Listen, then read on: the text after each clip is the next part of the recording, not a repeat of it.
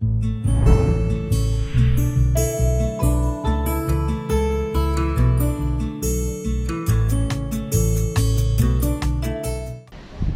saudaraku, semoga Anda hari ini diberkati. Amin. Saya percaya hari ini Anda diberkati. Dalam nama Tuhan Yesus, saya percaya semua kita diberkati. Nah teman-teman, ada satu tema yang menarik untuk kita diskusikan. Walaupun saya agak terlambat memposting ini buat teman-teman, yaitu ada pernyataan yang boleh dikatakan pernyataan yang sangat murahan sekali di dalam zaman milenial ini. Ada pernyataan yang sangat murahan dan sangat tidak alkitabiah yang dikatakan bahwa di dalam patung salib ada unclean spirit, ada jin kafir. Nah, pemikiran tradisional, sangat-sangat tradisional yang masih hidup di zaman batu dibawa ke saat ini. Tetapi kita akan membaca suatu ayat nats firman Tuhan yang mungkin di situ mereka mendasari berpikir seperti itu. Ya, saya akan bacakan bagi teman-teman ya. Sebentar saya bacakan buat teman-teman. Ya, saya akan membacakan dari Keluaran pasal yang ke-20, beberapa ayat saja ya, yang terkait dengan penyembahan kepada Tuhan. Lalu Allah mengucapkan segala firman ini, Akulah Tuhan Allahmu yang membawa engkau keluar dari tanah Mesir, dari tempat perbudakan. Jangan ada padamu Allah lain di hadapanku. Jangan membuat bagimu patung yang menyerupai apapun yang ada di langit, di atas atau yang ada di bawah bumi, atau yang ada di dalam air di bawah bumi. Jangan sujud menyembah kepadanya atau beribadah kepadanya.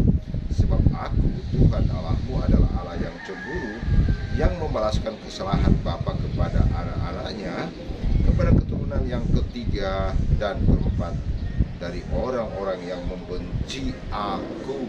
Wow, sederhana sebenarnya untuk dipahami. Jadi kalau kita mau memahami tentang pembacaan ini, kita harus kembali kepada pemahaman Alkitabiah. Nah, sebenarnya apa yang dimaksud dari pesan ini? Ya, apa yang dimaksud dengan dari pesan ini? Sebenarnya yang dimaksud dari pesan ini adalah bagaimana umat Israel diingatkan kembali oleh Musa melalui firman daripada Allah. Ingin memahami bahwa sebenarnya mereka harus menyembah Allah Israel yang membawa keluar dari tanah Mesir. Jelas di ayat yang pertama. Kenapa dimulai dari lalu aku mengucapkan segala firman ini, Akulah Tuhan Allahmu yang membawa engkau keluar dari tanah Mesir, dari tempat perbudakan. Kenapa? Kenapa dimulai dari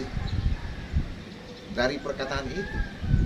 Ya, sebenarnya Tuhan ingin mengingatkan kembali, ingat bahwa Akulah Yahweh yang membawa engkau keluar dari tanah Mesir, bukan Allah lain. Ya, bukan dewa sapi misalnya, contoh yang ada di Mesir, ya, atau dewa bulan atau dewa matahari, bukan. Akulah Tuhan Allahmu, Yahweh yang membawa engkau keluar dari tanah Mesir. Itu intinya. Pertama kali Tuhan menyampaikan kepada Musa seperti itu. Dan lalu dia melanjutkan dengan jangan ada padamu Allah lain. Ya, jelas teman-teman, saudaraku, jangan ada Allah lain. Lalu dilanjutkan, dikatakan bahwa jangan membuat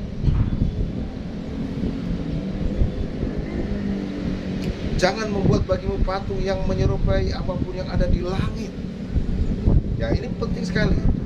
Yang menyerupai apapun yang ada di atas bumi, di bawah bumi, di bawah air. Ya, sebenarnya ini menggambarkan ya pada pasal yang keempat, menggambarkan dewa-dewa zaman itu. Ya, ada yang di langit,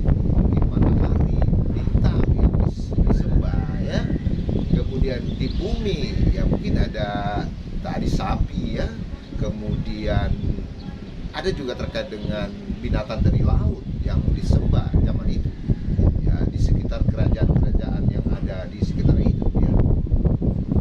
Kemudian ada juga terkait di bawah, ya, di bawah bumi, ya, di dalam air, yaitu jadi merepresentasikan dewa-dewa yang disembah zaman itu. Dan jangan membuat bagimu patung. Dari apa? Dari dewa-dewa langit, ya, dewa-dewa yang ada di atas bumi, di bawah bumi, di dalam air, seperti itu. Nah, dewa-dewa apa? Ya, ya, Anda bisa membaca Alkitab. Ketika Musa turun dari Gunung Sinai dan membawa 2 log batu ke 10 firman, dia telah menyaksikan bagaimana umat Israel telah membuat satu dewa, yaitu dalam bentuk sapi emas. Ya, luar biasa sebenarnya pernyataan ini, ya, bahwa Allah benar-benar mau mengingatkan kepada umat Israel bahwa akulah Yahweh Tuhan Allahmu. Nah, lalu Tuhan menyampaikan, jangan sujud menyembah atau beribadah kepadanya, sebab akulah Tuhan Allahmu adalah Allah yang cemburu, yang membalaskan kesalahan bapa kepada anak-anaknya, kepada keturunan yang ketiga dan keempat dari orang-orang yang membenci aku. Ya, jelas sekali teman-teman, ya, saudara-saudaraku, bahwa inti dari pengajaran ini, ya, inti dari pengajaran ini, Musa ingin menyampaikan kepada umat Israel bahwa sembahlah Allah kita, yaitu Yahweh, dan jangan kita melakukan penyembahan kepada Allah-Allah lain yang dikatakan dalam firman ini, yang ada di langit, di bumi, di bawah bumi, di air, ya. Itu bukan Allah kita. Itu ciptaan Tuhan, banyak atau apapun dengan ciptaan Tuhan. Kayu dibuat patung, jangan kita sembah, dan membentuk apapun. Nah, itu intinya teman-teman, ya. Lalu bagaimana kalau di gereja kita ada merepresentasikan patung, kemudian gambar? Lalu gambar siapa itu? Gambar Tuhan kita, Yesus, yang pernah hadir 2000 tahun yang lalu. Apakah salah? Tidak ada yang salah, teman-teman, saudaraku. Tidak ada yang salah. Kita telah melihat sang junjungan kita dan kita menggambarnya, tidak ada yang salah. Itu adalah nilai seni.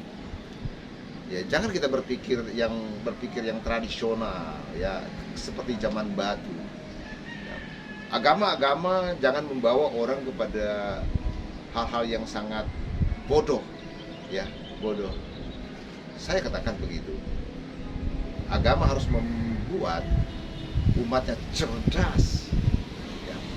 Agama apapun harus membuat umatnya cerdas berpikir. Jika kita cerdas, maka kita akan menghormati agama lain. Ya, saya bersyukur bahwa banyak tokoh-tokoh agama yang mengajarkan kecerdasan emosional, kecerdasan spiritual kepada umatnya, sehingga negara kita tetap aman, ya. Sekali lagi,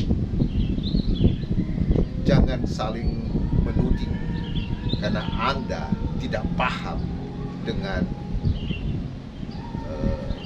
maksud dan tujuan daripada Alkitab itu.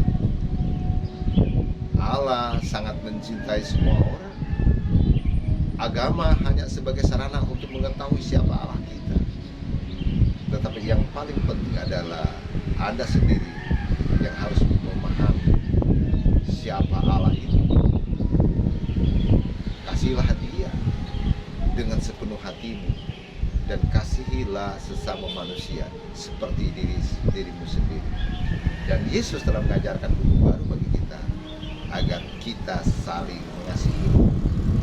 Kita dalam hal ini bukan hanya sekelompok, tetapi semua orang yang ada di kolong langit ini, di bumi ini, agar saling mengasihi. Itulah perintah Yesus buat Anda. Tuhan Yesus